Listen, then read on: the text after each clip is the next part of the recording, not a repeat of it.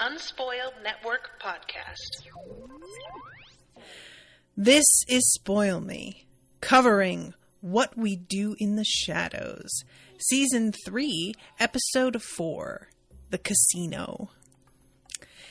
In this episode, apologies if you hear weird sounds in the background. That is a puppy who wants attention, but has to learn that he can't always get it. And in this episode, we find out why it's so difficult for the vampires to travel. I thought it was going to be sunlight issues. Turns out, no. Welcome to Spoil Me.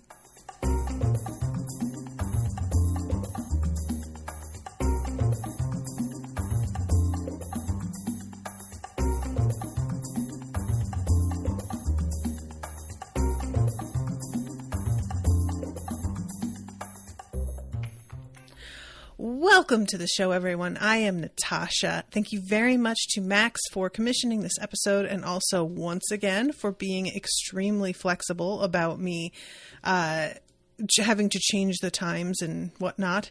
There have been a lot of extenuating circumstances happening pretty close together the past couple months, and it has been a bit hectic. So I really appreciate everybody who commissions being chill about that.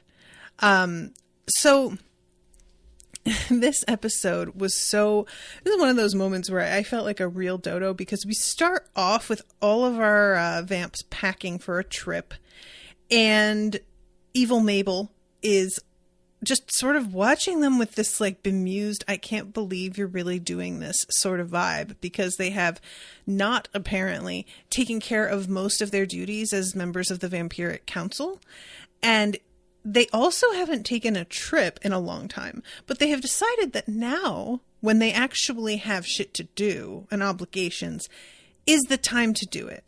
Which honestly, have we not all met people like this who just decide that they're going to do whatever the fuck they feel like it, and you're standing by watching going, okay, just have to sort of roll with it, because they are making choices you would never make or understand. And they all begin talking about like the center of debauchery in the United States, and they're using all of this language, which makes me of course think that they mean Vegas. And I should have realized, of course they weren't going to Vegas. They're going to Atlantic City. And I have personally never been to Atlantic City. I'm not sure if anybody listening has, but the vibe I have gotten from it has always been super depressing. There's just a sort of like energy every time I've seen it depicted anywhere that makes it seem as if it is not a place for a good time. It is a place for you to go and either like get way too drunk and sort of have a regrettable weekend, or a place where you go to like do kind of seedy shit, whether it's just something like gambling, or also like perhaps you're cheating on somebody, or you're just like involved in some kind of like weird dealing. That is the kind of thing I interpret as being the like appropriate activity for Atlantic City. I'm sorry, guys. This dude is freaking out. But he has to learn that he can't always get me to pay attention to it when he starts whining, because he is very demanding, and I'm not always going to be around. So apologies for this noise in the background. He'll get used to it. So everybody, what it turns out they're doing is it's a weekend away, because Shawnee and I can't remember his wife's name. We're about to find out. I have the show playing in the background, but they are going to be doing a vow renewal. And there is something so spectacular about a vow renewal at Atlantic City. I really want to know what their actual wedding was like. Oh, and he just climbed out of his pen. Okay, I guess that's a done deal.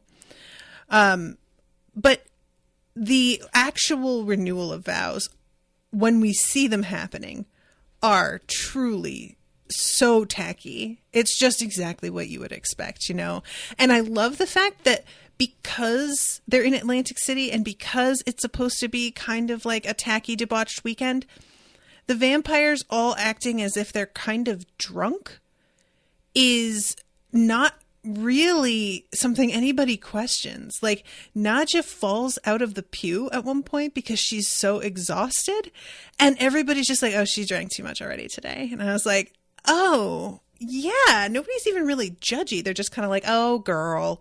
They don't even really, so it's a really good cover. And I was like, if this was going to happen to them on any particular trip, this would be the trip for it to happen on. So, and I do love too, that when we find out that this is going to be in Atlantic City, Laszlo's playing the piano and he starts like playing Viva Atlantic City. And then it transitions into him playing the actual theme song. I'm going to assume that he actually plays the piano and that was him actually playing it. But if it's not, I won't be mad about it. It's fine. So Asher in the chat is saying, now I think about it, this is more than one of my favorite moments in it.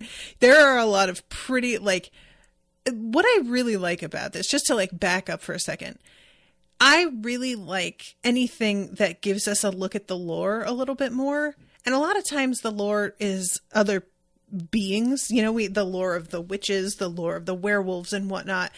And they kind of slowly dole out some of the lore to do with the vampires. And I'm wondering if all of it is because they just need to pace themselves, or if it's, we haven't actually decided on what some of the lore is. But correct me if I'm wrong. I don't recall a mention of the soil of their homeland before in their coffins.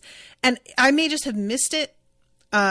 I don't like it, it's been a while since I started the show, and it might've been mentioned in the movie and I forgot that too. But, I was excited to see the soil of one's homeland being mentioned, because that's like one of those extremely, fascinating for me ideas. It's, from actual Dracula, and when he has to travel to the UK, he is packed in like a crate of this soil. It's not just the scoop that they have here where they carry it in a bag and that's enough. He needs to be like kind of surrounded by it, from what I remember. And that is even less practical. Asher is saying not in the show. Okay, cool. So we find out that this soil is necessary not only for them to slumber, but for them to maintain their powers. Not necessary for them to remain alive, or undead, I guess one would say, really. And that, while strange, I'm willing to roll with. I like the idea that it's not really like that their lives depend on it so much as anything good about their lives depends on it. Yet they can still be undead walking around, but all of the perks are gone. And I don't know. I feel like that's kind of fun. And I like this setup as a piece of lore because it puts a lot of things, like lines up a lot of other pins that can be knocked down at a later time. So, yeah, they're doing their renewal of vows, and they set up this whole trip away. We see them packing up the soil, and then when we have the like song that goes with the opening credits, we don't have the usual opening credits, which normally is this like montage of paintings and photos and everything of our characters throughout the last hundreds of years.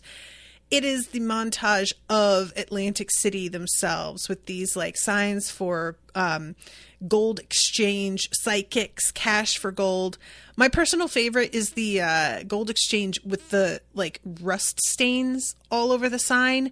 Like I said, have not been to Atlantic City, but this is looking precisely like what I would imagine. It's like, I want to say it looks like a chintzy or Vegas, but honestly, I imagine Vegas looking this way as well. There's a lot of talk and movies that attempt to depict Vegas as someplace really glamorous. And I have got to tell you, I have never bought that shit for a moment. If you see any footage of Vegas during the day outside of any of the like big major casino buildings that has all this splendor inside, it is so bleak. It is just, if there is one place I have had no urge to visit ever that I know is a major tourist destination, that'd be it. Vegas is just a somewhere, no thank you. Even if you offered me a free weekend away, I might turn you down because that's how much I am not interested. So they roll up, and like I said, there's finally a sort of vibe here of maybe a little bit of glamour when they're under the big sort of awning outside of this massive hotel that has all of these lights and everything. And it works really well that they're going to like Atlantic City because everything is happening at night, which works for them. And it's just a really good idea for a trip that other people would have the same sleep schedule. All of them are going to be up doing things in the middle of the night, getting drunk, going and gambling, going to shows. And then during the day, they're all going to be knocked the fuck out. So it works beautifully, and it's just a really smart idea. So they're heading inside, and we see what I loved about this. So there's two things here. First, there is the fact that Guillermo is left with all of the luggage because they are still treating him very much like a familiar, despite all of their, song and dance about how he is really their bodyguard. He's not just a familiar anymore. And my second favorite thing about this moment is that when the camera goes over to him and he looks at the camera in disgust, there are two taxidermied animals chilling there because apparently Nadja really felt they were important to bring. And I'm definitely putting this on Nadja. She seems to have a lot more attachment to the taxidermied animals than anybody else. So I'm putting that at her feet. But the idea that she was like, no, we have to bring them. Why? Of course. Sure. Why not? So we go to their individual rooms, and it turns out, and this was the part where I was like, I won't say that I foresaw a problem because I didn't with this, but I was a bit puzzled. They're putting the soil out on the floor by their beds. And I was like, are you really not going to even put it in like under the mattress or somewhere? The floor just felt like it was a combo of things. I didn't think about it being vacuumed up, although that's pretty obvious. But the combo was, one, that feels sort of disrespectful. Two, it's carpeting, which means that when you try and gather that dirt back up again, it's going to be very difficult. A lot of it's just going to be lost in the fibers down here. You're not getting most of it back, I am going to assume, especially if you're walking back and forth over it as you get into the bed. And third, I was thinking they were going to need a slightly more secure place to lay down. I wasn't thinking they're just going to be on the bed because it's an open room with windows. Yeah, they cover the windows, but like sunlight can still streak in, as we see. And I fully assumed any amount of sunlight wasn't going to be okay for slumber. They can, like we have seen, survive when there is sunlight streaking through like the roof lattices and stuff we've seen before. But that's a different proposition from actually being able to sleep. So the whole setup here, I think what I was expecting was that we were going to pour the dirt somewhere in the closet and they were going to have to set up a slumber in the closet. Especially because we have seen that while Nandor's coffin is horizontal in a way that a regular human would sleep, both Laszlo and Nadja's coffins are upright. So that's not unheard of. They sleep upright and that's fine. So the whole way that this setup went, I was right away kind of like, what? And if they had put them in the closet and they had decided to go in and vacuum there, that still would have worked for me. I don't expect that most housekeepers automatically open the closet and vacuum in there. But if maybe they had like kicked some dirt out in their sleep and it seeped out from under the door and they opened it and were like, oh, wow, it's filthy in here and vacuumed it, I think that still would have worked story-wise.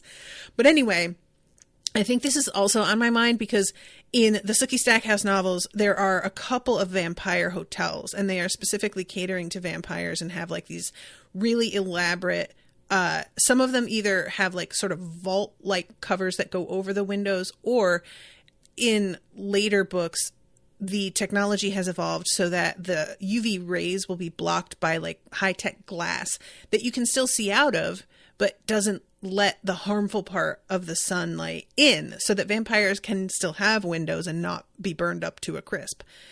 But anyway, so I just wanted to mention that because like it was a sense of uneasiness when I saw how they were setting it up, but it was not uneasiness due to my suspicion of exactly what was going to happen. It was just a sort of like, that feels like not a great way to do this, guys. You know what I'm saying? So then we go to the dinner with everybody hanging out, and it looks like there's about 10 of them. And this is a moment that I love so much. So Shawnee stands and he begins talking about, first of all, his wife and how he adores her. And I have to say, this woman, and I mentioned this before, she is like a plump woman, probably like maybe a size 16. And she is so sexy. She is just like, just hot. You know, she stands up and she sort of gives him a little wiggle and she's looking at him. And I was like, oh yeah, she's toothsome is as the word that came to mind, like something kind of old fashioned, you know?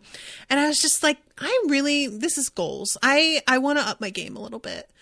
And she's in a leopard print, like top. I don't know if it's the whole dress. It might be a dress, but I feel like most of the times we've seen her, she's been in leopard print, and I'm feeling it. I just really like it. I'm just saying. So anyway, I just wanted to mention that because it's delightful. And his like adoration of her, considering what we saw of their relationship before his brain got zonked out. Quite an improvement. Good for her. So anyway, he is talking about how, oh, that's right, there's 11 friends. Because he says it's like Ocean's 11.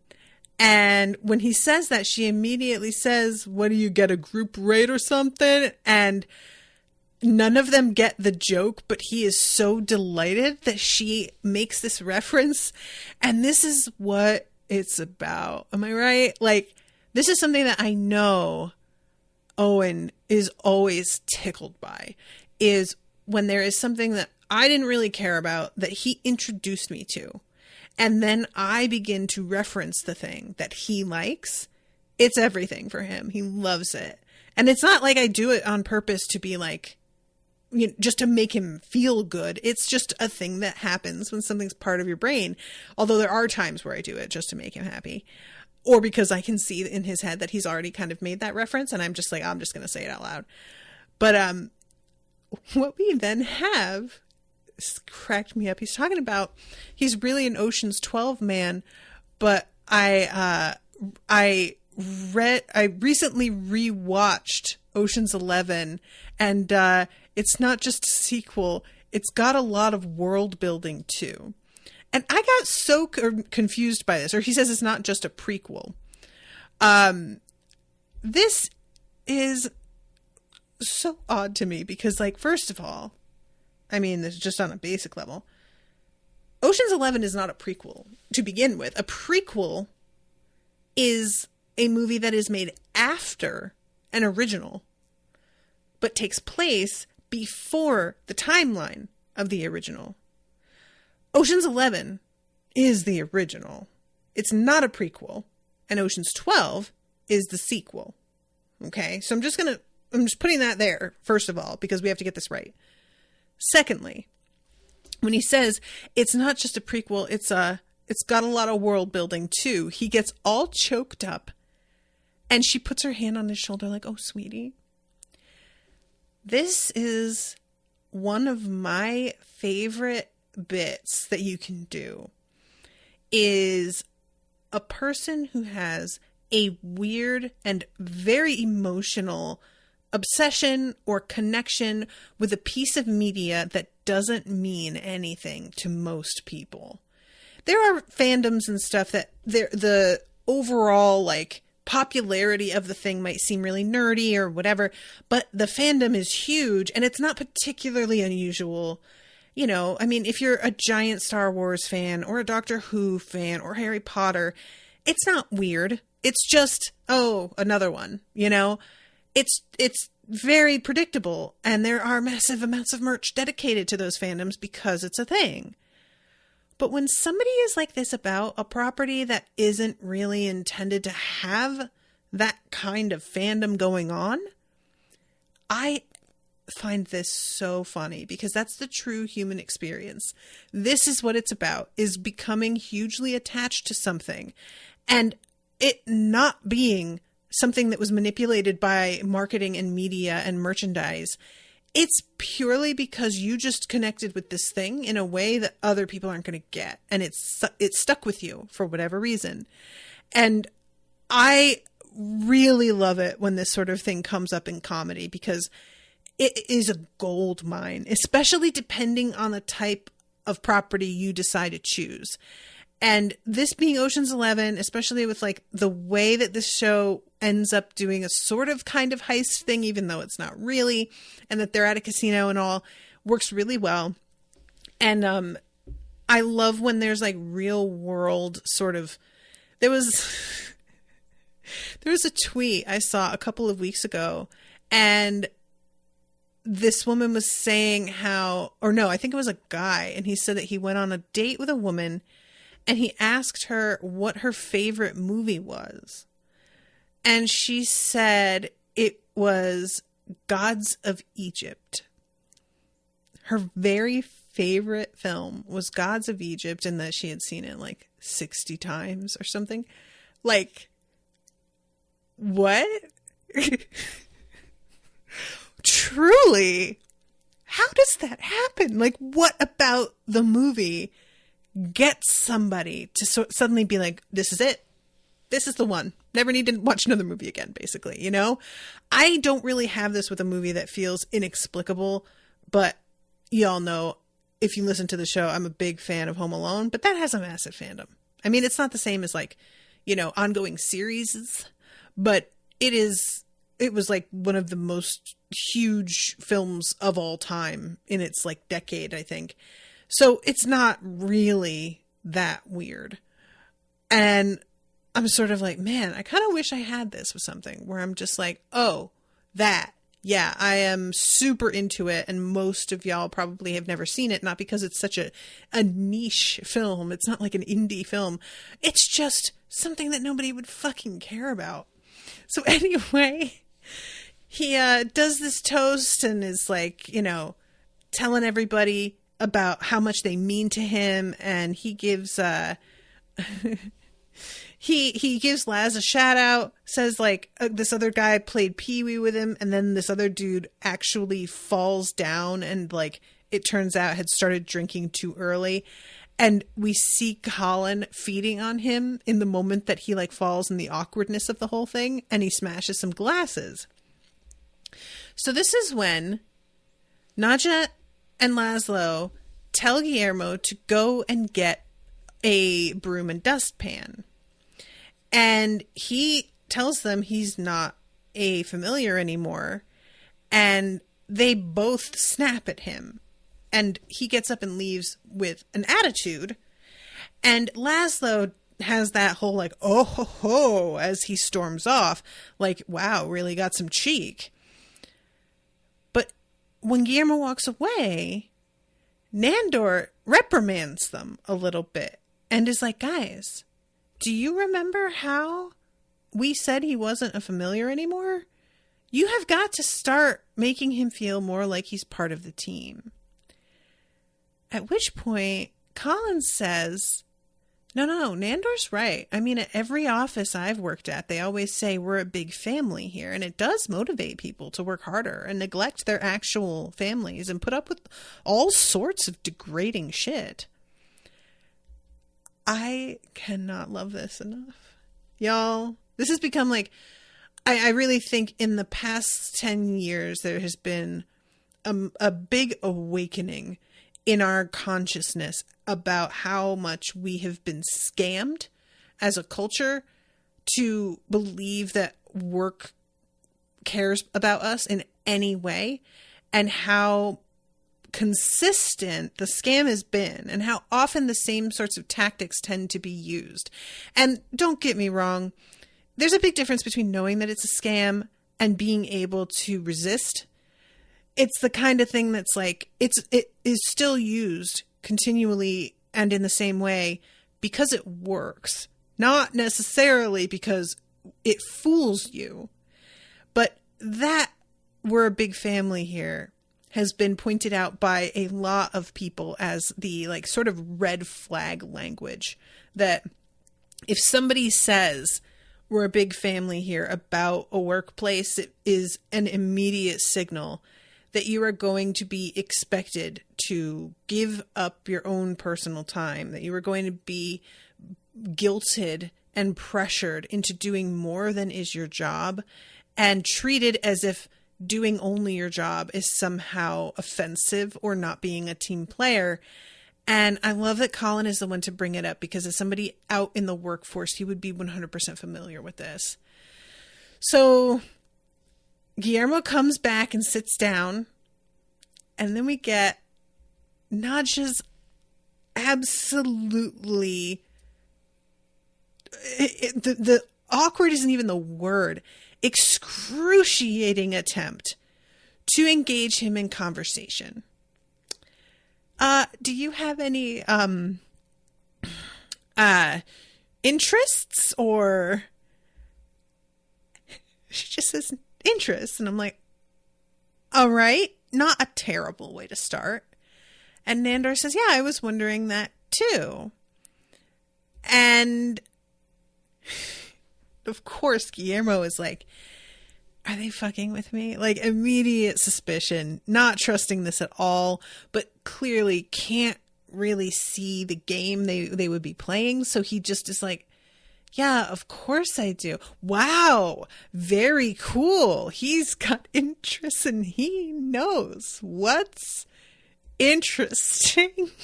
And I was like, oh, okay. So that's where we're going to stop.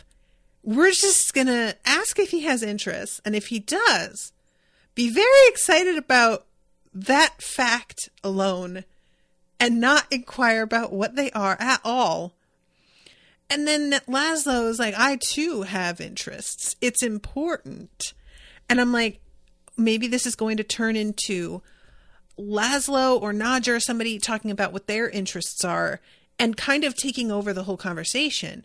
But no, with them also, it just stops at, you've got interests, we've got interests, we're the same. Eventually, Nandor asks Colin, and he says, I like to stare. I like to walk around. I don't know why that got me so bad, but just I like to walk around. It's very different than I like to take walks. I like to walk around. That's just so much more vague and creepy. And then finally, Laszlo says, those interests that you have, do they involve the fairer sex? And immediately, Guillermo begins to back off. And is like, I don't want to do that. But Nadja pushes, do you have yourself a little cutie, chubby little girlfriend? And then he says, why does she have to be chubby? You know what? And I was like, you know what's like fucked up is my immediate thought was, oh, a chubby little girlfriend. Because I was just thinking like, oh, somebody to go with chubby little Guillermo. And of course that's what Nadja's thinking. But yeah, why does she have to be chubby? There are plenty of chubby guys who have not chubby girlfriends and vice versa. But when he is just like, why does she have to be? I was like, yeah, why not? And it's because she knows exactly how my brain works and called me out.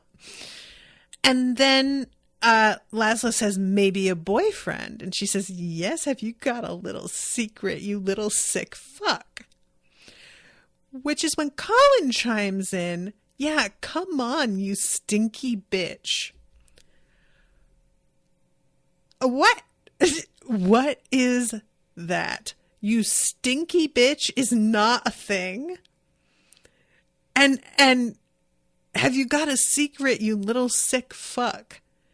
When your husband has fucked any being that has ever lived is a weird take. But whatever. I'm sure if Nadja called Laszlo a little sick fuck, he would be fine with it. So it's fine. And he says, Guillermo says, I grew up in a family where, talking about your private life is that it's private. And Laszlo says, oh, give me a fucking break. And then begins to wax lyrical about fucking. The kaleidoscope of entwining limbs and genitalia. Men, women, women, men, women, women, women, women, men, men, men, men. And we go to a quick with camera moment. Everything gets me hard. Not just saying sometimes it's a problem, and he just shakes his head and says, not to me. So yeah, he is like really trying in his way to encourage Guillermo to talk about this. But I really feel at this point, it's not about Guillermo anymore. This is just Laszlo speaking his truth about what he believes. Like, Laszlo, honestly, I feel like whether he was trying to get to know Guillermo or not, he would make this exact speech anyway. It doesn't matter. It's not about trying to get him out of his shell. It's genuinely like, I am about to proselytize at you about how amazing sex is, how everyone does it, which, they don't, but, sure. And how it is not something to be ashamed of, and that I can agree with. And he is, in his way, like, actually setting Guillermo a little bit at ease, even though I'm not really feeling like he knew that was going to work. So, yeah, Guillermo says, I don't feel like that was the case with my parents. And he says, tell us more about that. So Guillermo says, it's tough. I remember being 10 or 11 when I first realized that I was. And then we have Seanie running up and interrupting this moment where Guillermo was going to finally maybe open up and connect with them a little bit more. And I really wonder if he was going to say when he first realized that he was gay, or if he first realized that he was just like different, or, what it was that he is going to say. Because I had said to y'all many times that I really couldn't get a read on where his sexuality was, because it never really seemed to be something that he particularly cared about or talked about. And it's been really pushed a little bit more this season that he's probably in love with Nandor in some way. But even that, I was like, it just feels like a very chaste sort of love. It doesn't feel like there's lust attached to it to me. It feels like a hero worship kind of thing. But there isn't any moment where I feel like I'm looking at him, looking at Nandor with a sense of like desire or even particular appreciation for his appearance, really, And that doesn't mean that it's not there. He may just be really circumspect about showing it. But because it was never there, I always felt like it was a very platonic thing, and that his worship came much more from wanting to be a vampire himself, and just sort of like almost seeing Nandor as an actual god in a way because of what he can do. And as he meets more vampires, that sort of begins to fracture a little bit, because he realizes that not only is being a familiar a scam, but that there are other vampires out there who are maybe going to be like, who are maybe not as much of a loser as Nandor is. No offense, Nandor, but honestly, like, full offense, Nandor, because y'all are kind of losers, and that's fine. So, yeah, this is the very tip of the iceberg, and the show beginning to tell us a tiny bit, but I really don't know if we're ever going to find out. I wouldn't be mad at the show deciding that they were just going to keep sort of taunting us with ideas of his backstory and little, like, teasers and hints, and they never really spell it out. And while I would like to know just to know, because I'm a nosy bitch, I could see the appeal of never really spelling it out and letting us think whatever we want and apply it to the scene, you know? So anyway, that it just winds up being totally cut off. They all immediately get up and leave the table because Frankie put glass in the piccata and comped us. And we got all of these chips. Let's hit the casino. And they just bail right away and leave Guillermo sitting there at the table, having just been ready to open up, thinking they give a shit. And the waiter awkwardly trying to sweep up the broken glass around him. And this whole moment, there are so many small, like, bits of dialogue in this scene that I really enjoyed. But at the beginning, when the camera first comes upon everybody having dinner and there's like small talk going on, Charmaine is saying how she got something at like Nordstrom on a discount. And I think Nadja is like, oh, really? Norway? And she's like, no, Nordstrom Rack. And I just love the idea that maybe they never clear up a lot of the like confusion in their conversations, because obviously Nadja misunderstands a lot. And they each have a completely different idea of what the conversation is that they're even having. But anyway, Charmaine comes to pick Nadja up here because she wants to go and see the Rat Pack. And as it turns out, Nadja had known the Rat Pack. And she really doesn't see in the poster that the dudes who are about to perform are not the actual Rat Pack's dudes that she had known.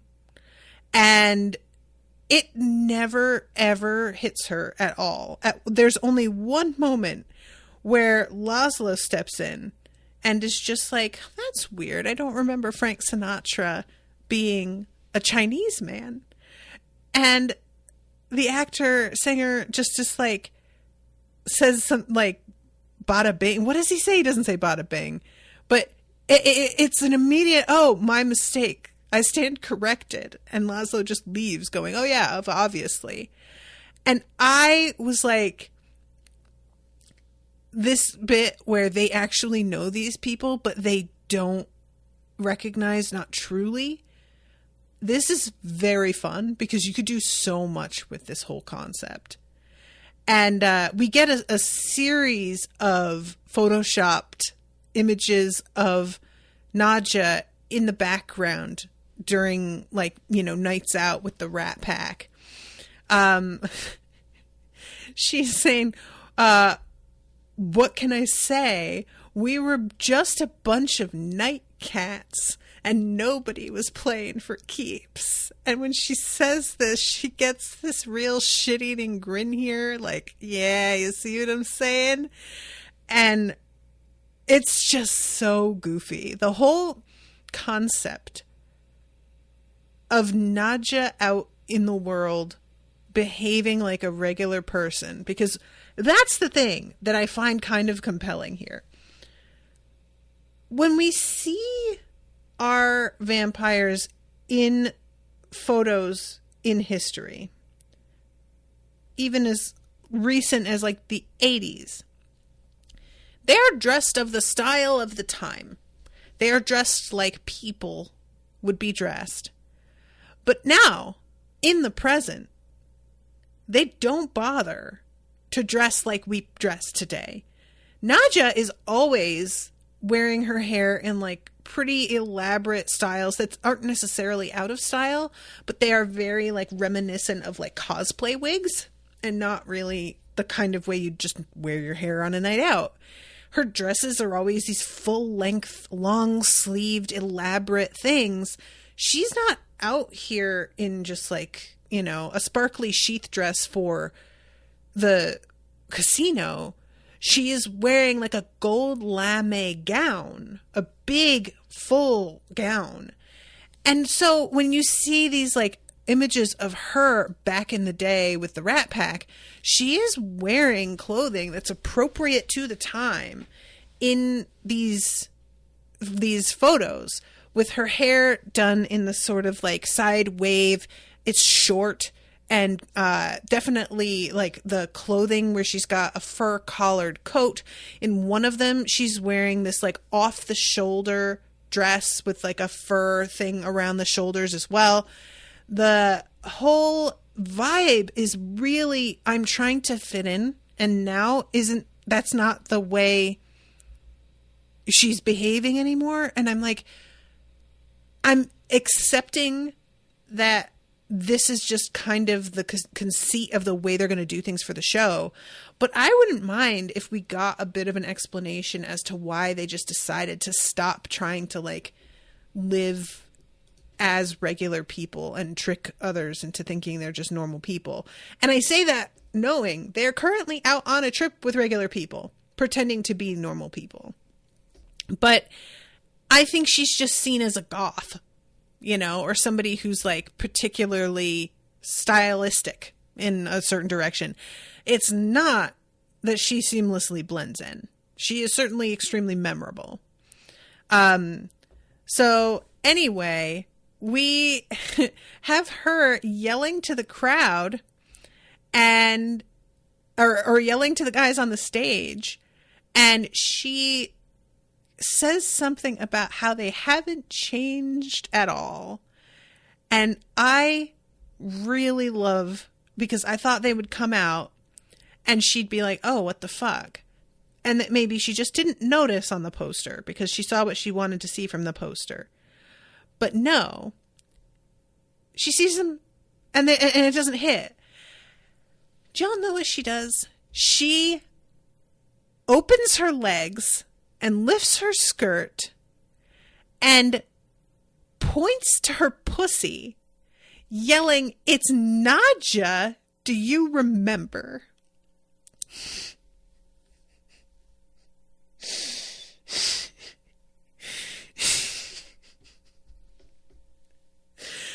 These dudes, by the way, have no reaction. And I'm just going to assume that if you are working a stage at Atlantic City, you just see some things. And there comes a point where it's not surprising or shocking anymore. I'm just gonna go with that. But yeah, she is so excited and winds up going backstage to see them. Once again, I'm thinking maybe when she goes backstage, she will realize, nope, not so. Never winds up happening. So then we have Colin, who is, I think, at a blackjack table. And he is taking forever to take his turn because he's feeding off the frustration of everybody playing at the table with him. And is talking about this like boxing match that's going to happen and who might win. And that winds up actually being somewhat important later. So then we get this weird thing with Nandor, who gets sucked into the Big Bang Theory, like, roulette game. Roulette is the wrong word. What do you call this when it's like you pull the handle, but you don't pull the handle anymore because now it's all basically, I don't know, while I haven't been to Atlantic City, there are a lot of casinos in Connecticut. There's several casinos just north of us on the Oklahoma border. And if you go into one, most of the games are like this, where it's like a giant iPhone game. And it's part of what makes the whole vibe feel so depressing. If it were slots, thank you, Asher. If it were the real old-fashioned slot machines where you pull a handle, and granted, they will still have those in spots, but they are really not the main thing. Most of them are themed somehow. You will have Lord of the Rings. You will have Harry Potter. You will have Big Bang Theory. For some reason had so much merch for a while there, and I don't know how many of you are familiar, but I have watched one episode and that was plenty. I never want to watch it again. But there was a store called Hastings that did a lot of like selling of fandom type stuff in town, closed a few years ago, and they had like a huge wall of only Big Bang Theory merch, blankets and keychains and mugs and shirts, and I was just always like, really? I guess. But I thought we were going to find out that Nandor was actually a fan of the show. It turns out he is playing this without having seen the show. And later, when they watch the show in the room, he says they really captured the spirit of the game or stayed true to the spirit of the game. So he doesn't know that the show is even a thing, which makes this a lot more fun. And it says a couple times different things referencing certain characters, like Laszlo can be a real Leonardo sometimes. Don't know who that is, don't care. Bazinga is the war cry of Sheldon, their tall leader. And I know Bazinga as a thing. But like I said, I've only seen one episode. I don't think I even watched the whole thing. I think I watched like 10 minutes of it, and that was plenty. So that as its own thing, this is like a series of weird little fandom bits between the Ocean's 11 thing, this where it's like a backwards fandom, and then Colin, he binges a show that's only shown in the rooms. Now, he calls it a show. I think what it is just a channel, like an advertisement, like an old-fashioned montage of things to do in Atlantic City advertisement that gets played automatically on a certain channel of a hotel television. I am not sure what it is because it's played as the sort of joke that you should get, but that is an inside joke. And I'm just going to be perfectly honest, I didn't really get it because I wasn't sure we don't see enough of it to tell, but I think it's supposed to be just an advertisement that he likes watching over and over, and with this like weird theme song that goes along with it. So yeah, another thing with somebody being like a massive fan of something that nobody else cares about. So, okay, jumping ahead here. Eventually, Nandor is getting really crotchety about the fact that he can't, like, win the game. He finally hits pay dirt, but Guillermo has to make him go up to bed. Especially in a casino that is designed for you to not notice the passage of time. I could see how it would be difficult. So, he goes up to his room, and, you know, this is what I'm pointing out. In this scene, there is a massive square of sunlight from, like, coming through the curtains. No, the curtains are up and it's not pure sunlight coming in. But I would really have thought that would be enough to be an issue. Evidently not. His bed is the one that's closest to the window, actually, which is extra weird. But he realizes that all of the ancestral soil is gone. And Nadja and Laszlo both noticed the same thing as well. And I'm going to assume because there has been no trips for them in the past couple of decades that they were not used to housekeeping happening in general. But this is something that really catches them by surprise, that I was like, wow, y'all really are totally disconnected from the world, isn't it? And I also love the fact that the housekeeper is in the room while Colin is watching this ad, and she's still cleaning despite him being right there, which the housekeepers aren't supposed to come in if you're there, and doesn't seem to care. I like to think, this is my headcanon, that he is so boring that the implication is she didn't notice he was there, that he's like wallpaper. And I know that doesn't really make sense because that's never really been true. We've never had anybody not notice Colin in a way that didn't feel pointed and kind of like mean a little bit. But I like the idea of just, he is so zonked out watching this weird commercial that he has essentially tapped into a power he didn't know he had of invisibility. So this results in all of our vampire friends losing their powers and also being so totally exhausted that they are barely able to make it through the next few days of proceedings. And they have to send Guillermo off on basically a quest to get the ancestral soil of each of their homes to replace what they have lost. And I really do enjoy the like low-key excitement that he has, despite the fact that he didn't really like get to do anything. He's just like, oh, I'm in England, fun. And he literally like just steps outside the airport, scoops a bunch of soil into one of the sacks with a spoon from like one of the like meridian displays of plants in the airport parking lot, like it's right there, and turns around and goes back inside. But he's still kind of having a good time. And evidently, in order to pay for this trip, Laszlo had to use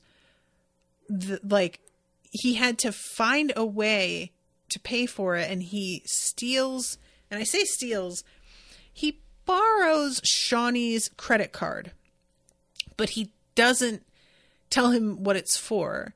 And Shawnee is like, no questions needed. You're my best friend. It's honestly, there was two things that I loved about this. One, the fact that Shawnee is so sweet and like generous in this way, even though I know his brain is scrambled, so it probably doesn't really mean anything, but it's just sort of like, I just liked it. But also I love how upset Laszlo is at having to do this to Shawnee. I sort of thought maybe Laszlo's like affection for Shawnee was just kind of a goofy thing, and him sort of looking at Shawnee like a pet a bit, you know? But no, he is truly kind of tormented at the fact that he has taken all of this money from his best friend, as he keeps calling him, and desperate to find a way to get him the money back, and like just constantly on edge at the fact that he had to lie to him and steal from him. And it made me like Laszlo so much better to just see how deadly serious he was taking this, the way that you would as a regular person with your friend, you know? And this is the kind of thing that even human people will borrow money from friends and not care and not feel bad about it. It is wild to me the way that some people are with their friends about money. And as somebody who has like often not had a lot, I have always expected that if you grew up also not having a lot, that you would be more sensitive to that. But it seems like some people have an inverse sort of relationship with money, where they're like, I grew up without a lot, and so I have like rationalized it where I get to do whatever I need to do to get what I need, because that's just the way the world is, and there isn't enough to go around.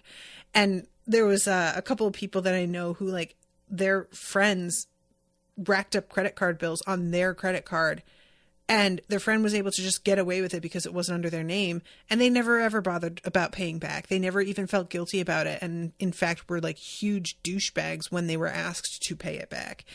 Can't imagine what it is like to be that kind of person, but I love that Laszlo could be like that if he wanted. If he decided he was going to, like, you know, once he got his powers back, hypnotize Shawnee to make him forget, which would probably fuck his brain up too much, but nevertheless he could. It's just not going to happen. It doesn't occur to him. He is going to do right by this guy, and that is all there is to it. Now, unfortunately, Shawnee has a gambling problem. So he winds up using the money that Laszlo pays back to gamble yet again in the end.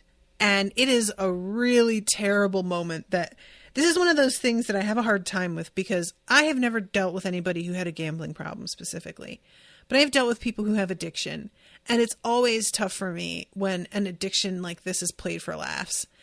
I understand that that's probably me just being uptight in a way that isn't like, you know, but truly gambling addictions especially are the kind of thing that kill people. And it is in a variety of ways it can happen, but you can get yourself into some real trouble, real bad trouble.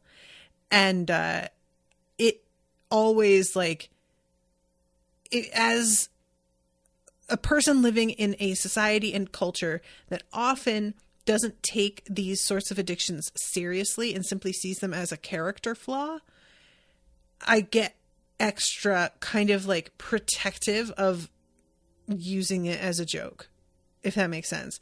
So I don't want to say like it bothered me hugely.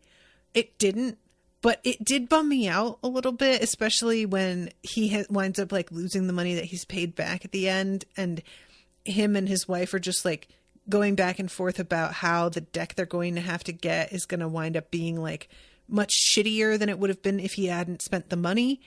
And I was just so like saddened by it, because the whole thing is supposed to be that he promised her he wouldn't gamble again because he's had this issue in the past. And then there's the aspect for me of like, girl, Charmaine, he had a gambling problem and you decided it was that you were just going to take him at his word that he'd be good and not gamble in Atlantic City. Like, also there's that. No, just don't. You know, that's like somebody that you love who is a recovering alcoholic, and you go with them to a bar to celebrate something, but the bar is where you are for 4 straight days, and you're not always by their side. Not a good plan. I'm not saying that it's her fault, but also, what are you thinking? I hated this. So anyway, like I said, they do wind up getting the money back, but he loses it. So first there's Nadja trying to threaten the Rat Pack. How about you give me all of the money in your wallets? Because if you don't empty them right now, I'm going to empty all of you of your lives. I'm going to kill you. I'm going to kill you dead. And then she just falls right on the ground. And one of them says, just do it. She's not well. And they don't give her all their money, but they give her a decent amount. And later on, when she's counting it, I think it's only like $300, something like that, which still, I mean, not what you need, but more than I would expect to get out of these 3 guys from backstage, you know? So then we have the actual, like, we have a real quick aside, because I'm running out of time. We have Nandor asking Colin what the Big Bang Theory is, and Colin explaining like the universe and where it comes from. And he's using a lot of like terminology that is supposed to be much more scientific, but we also see weird drawings intermixed of like just a cat or an elephant. There's also like a dick going into a vagina at one spot that's been drawn, and like all of these are crossed out. So I'm assuming this is all Nandor jumping in and drawing things, and Colin just being like, no, that's not part of this. And Nandor had never like heard about the updated theories on where the universe comes from. So all of his like mythology that he was taught, he was still like holding on to that as real. And he is now having his mind broken by the fact that not only is that not real, but that probably humans aren't actually even that special. That we're just like one type of life form on a planet that's one of many planets that has life on it. And he gets real existential for a bit about like, what's the point of even being a vampire? We don't have families. Some of us don't even have girlfriends. Even Sheldon had a girlfriend. But me, I am all alone, floating through the cold, dark universe like a little grain of furry sand. So yeah, he's struggling here, and I'm wondering if this is going to like stick with him at all. And also, Guillermo goes to Iran to get soil, and there's like stopped at some checkpoint by a soldier, and so he has to like climb out of the car and duck to the side to get the soil because it's like a problem. But he does manage to get back, and he finds Nandor has managed to pass out, even though they didn't have their soil yet. Like, they're just so completely exhausted. So anyway, they come up with a plan to hypnotize the a couple of the fighters, or I guess both fighters, it's just like the only 2, in a match that evening and place bets on them. And there is a signal, which is Nadja yelling, "Ain't that a kick in the head?" when one of them is supposed to do his sort of like finishing shot and knock the other out. But when she does it, The other goes too hard, and he punches the man's head clean off his body into the audience in a moment that is so horrifying. Guillermo is not prepared. I love when the camera goes back to the ring and the man who did the punching is like curled up in the corner. Like, what happened? Like the trauma they just inflicted on this guy. Oh my God. But because of the bet they made, they are able to get all of their money back and give it to Seanie, who, like I said, winds up just spending it all because we see him dumping it onto, I think, a roulette table. Just as his wife walks up, by the way. So that was the thing for me that killed me, was that, like, if she had gotten there 2 seconds earlier, she could have maybe stopped him from doing it. But I'm assuming once the money is, like, on the table, that's kind of it. And they get out of there, and on the way back, before they, like, get onto the party bus, they have made this little, like, weird doily that they've written, "You are a very good familiar," and then crossed out familiar and wrote bodyguard. And it ends with Colin saying, "We're all a big family here." And that is the end of the episode. So yeah, that was a fun one. I really did enjoy this one. I really like the idea of them being in Vegas because it works so well for, like, everything that would need to happen. And also it works really well for the types of people that Charmaine and Seanie would be to go to Atlantic City for something like this, you know? And I wish that we could see more of them. I understand, you know, that probably these actors have other shit they're dealing with and doing and whatnot. But, I do really enjoy Seanie and Charmaine's energy, and I hope that they come back again because it's just a fun dynamic and a really nice way to have them trying to participate in regular human stuff. And they're surrounded by people who are also sort of not great at it, even though they are human, that it can cover for them a little bit. So yeah, all right. I better wrap up. Asher saying, "I'm so glad you liked this one. It's one of my faves." Yeah, definitely. I am going to be sprinkling in the episodes that I missed last week that I had to postpone in when I can. So keep your eyes peeled for mentions on days that I don't normally record these, for me to say that I'm, you know, if you like to come to them live, because I can't really predict when I'm going to be able to do it, but I'm going to attempt to catch up by this time next week, hopefully, and then we'll be back on track. All right, everybody. Thank you again so much. Thank you to Max for commissioning this, and I will see you soon with a new one. Until then, toodaloo, motherfuckers.